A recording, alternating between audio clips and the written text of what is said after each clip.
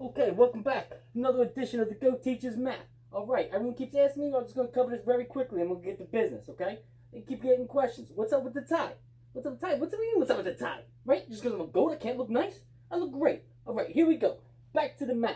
Okay, we have x plus 3 equals 6. Alright? So we got some things going on here, but it's okay. The goat is going to help you through it. Alright, remember, all we got to do is you got to do the opposite, right? You do the opposite, things get canceled, okay? Things get canceled, it starts looking a whole lot easier.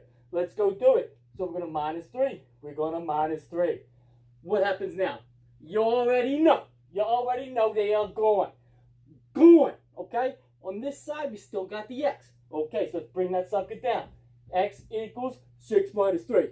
Who's got the calculator? Psych! You don't need no calculator. 6 minus 3, everybody knows, is 3. Just like that, you're back playing your video game. Bang!